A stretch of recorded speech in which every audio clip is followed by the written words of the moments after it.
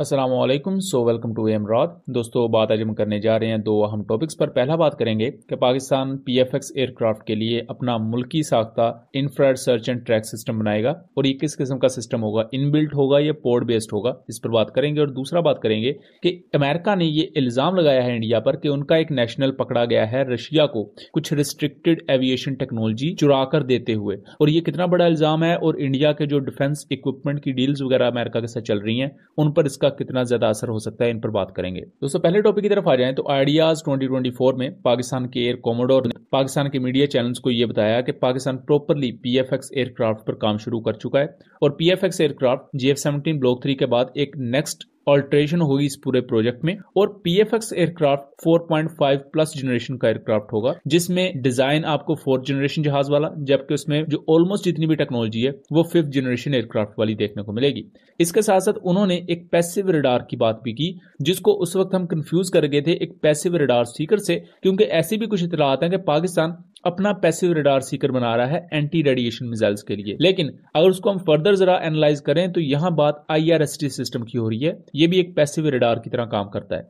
अब आईआरएसटी सिस्टम क्या होता है और ये देखने में किस तरह का लगता है, सबसे पहले मैं बताता चलूं कि ये एयरक्राफ्ट की नोज कोन के ऊपर आपको जो ये राउंड सा स्ट्रक्चर नजर आता है, ये बुनियादी तौर पर infrared search and track system यानी कि आईआरएसटी होता है। और आईआरएसटी को रडार के साथ मुख्तलिफ कॉम्बिनेशन में यूज किया जाता है। रडार और आईआरएसटी की वर्किंग में काफी डिफरेंस होता है, यानी कि रडार एक्टिवली स्कैन करता है, खुद से रेज को, शुआओं को खारिज करता है, और वो जो रेडियो वेव्स होती हैं वो टकरा के वापस आती हैं टारगेट से, और फिर रडार को पता चलता है कि जो पर्टिकुलर एयरक्राफ्ट या मिसाइल है वो इतनी दूरी पर मौजूद है। लेकिन इससे खतरा ये होता है कि चूंकि रडार खुद से शुआएं खर्च कर रहा होता है, तो रडार से एमिट होने वाली रेज को दूसरा जहाज भी कैप्चर कर सकता है और दूसरा जहाज भी इसी के थ्रू पता लगवा सकता है कि एक दुश्मन का एयरक्राफ्ट मुझे ट्रैक कर रहा है, तो इससे आपका अपना एयरक्राफ्ट भी एक्सपोज हो सकता है। तो उसके लिए आईआरएसटी सिस्टम यूज किया जाता है। आईआरएसटी सिस्टम पैसिव डिटेक्शन करता है। आईआरएसटी सिस्टम क्या करता है कि जो एयरक्राफ्ट के इंजन से या अगर कोई मिसाइल है उसके इंजन से जो हीट जनरेट हो रही होती है वो उसको डिटेक्ट करता है। तो उस हीट डिटेक्शन के फॉर्मूला पर एक बेस्ड आपको पूरा पैनोरामा दिखाया जाता है कि फ्लां एयरक्राफ्ट या फ्लां जो फ्लाइंग ऑब्जेक्ट है वो इतना दूर है। अब इस पैसिव डिटेक्शन में क्या होता है कि आईआरएसटी सिस्टम खुद से कोई शुआएं खारिज नहीं करता, जो दुश्मन एयरक्राफ्ट की तरफ से शुआएं निकल रही हैं या उसकी जो हीट रेज एमिट हो रही हैं उनको वो कैप्चर करता है। तो इस तरह रडार और आईआरएसटी सिस्टम में डिफरेंस होता है। आईआरएसटी सिस्टम सबसे पहले अमेरिका के F-101 वुडू एयरक्राफ्ट आई बिलीव उसमें आया था। उसके इसी के साथ साथ अगर रशियन साइड पर देखें तो रशिया ने भी अपने MiG-23 एयरक्राफ्ट में आई थिंक सबसे पहली दफा आईआरएसटी सिस्टम को लगाया था। आईआरएसटी सिस्टम एक मुतबादल आपको प्रेजेंट करता है रडार का, कि अगर कुछ ऐसे मिशन हैं जहां आप रडार ऑन नहीं कर सकते तो उस कॉन्टेक्स्ट में आप आईआरएसटी सिस्टम को ऑन कर लें। इसी तरह इंडिया के जो Su-30 MKI है या इंडियन राफेल है उन पर आपको आईआरएसटी सिस्टम देखने को मिलेगा। इसी तरह पाकिस्तान के J-10C एयरक्राफ्ट वो पहले एयरक्राफ्ट हैं जिनके पास आईआरएसटी सिस्टम मौजूद है।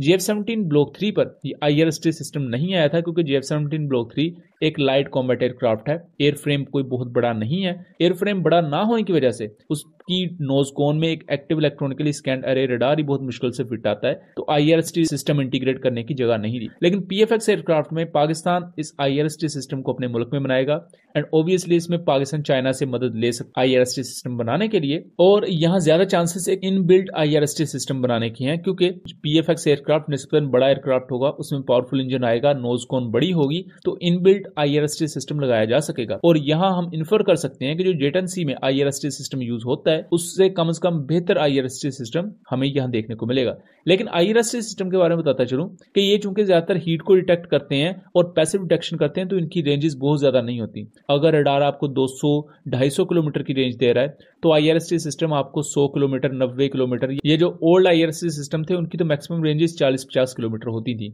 लेकिन एक अच्छा मुतबादल जरूर रहता है एयर बैटल में। अब दोस्तों, इसके बाद हम अपने सेकंड टॉपिक पर आए थे।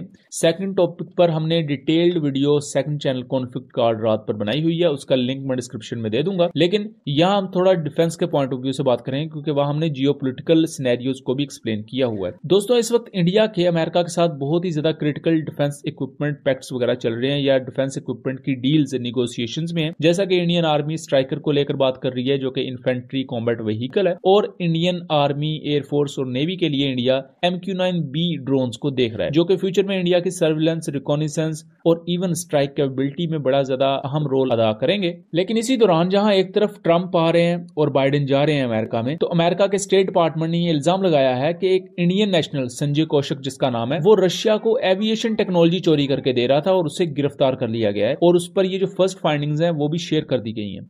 अब एविएशन टेक्नोलॉजी, इसमें खास तौर पर कहा जा रहा है कि कोई स्टेल्थ एयरक्राफ्ट से रिलेटेड या बहुत ही ज्यादा कोई रिस्ट्रिक्टेड किस्म की टेक्नोलॉजी या उसकी इंफॉर्मेशन थी जो सबसे पहले इंडिया लेकर आई जानी थी और उसके बाद उसे रशिया एक्सपोर्ट कर दिया जाना था। दूसरी तरफ हम ये भी देख सकते हैं कि रशिया अपने Su-57 स्टेल्थ एयरक्राफ्ट को मजीद बेहतर बनाने के लिए काम कर रहा है। सो उस कॉन्टेक्स्ट में उन्होंने यहाँ इंडियन नेशनल को यूज किया ताकि उसके थ्रू ये टेक्नोलॉजी चोरी की जाए, जो कि एक बहुत बड़ा सिक्योरिटी ब्रीच भी अमेरिका में समझा जा रहा है। इसी वजह से इस पर प्रॉपर उन्होंने प्रेस रिलीज जारी की है और अभी इस पर मजीद प्रोसिक्यूशन होगी। अगर ये इल्जाम प्रॉपरली साबित हो जाता है इस इंडियन नेशनल पर, तो ये इंडिया और अमेरिका के दरमियान टेंशन को और ज्यादा बढ़ा देगा और हो सकता है जो इंडिया की यहाँ डिफेंस डील्स अमेरिका के साथ चल रही हैं उसमें भी इंडिया को अच्छा खासा ट्रबल देखने को मिले, क्योंकि पहले ही कुछ खालिस्तानी लीडर्स के मामले में अमेरिका और कनाडा ने इंडिया पर कुछ इल्जाम तो लगाए हैं। उस दौरान भी अमेरिका की तरफ से जो इंजन प्रोवाइड किए जाने थे तेजस MK1 एयरक्राफ्ट के लिए इंडिया को, उनमें भी डिलेज हैं। तो ये तमाम चीजें बहुत ज्यादा कॉम्प्लेक्स और पेचीदा हो चुकी हैं और आने वाले वक्त में देखना दिलचस्प होगा कि ये ऊंट किस करवट बैठेगा।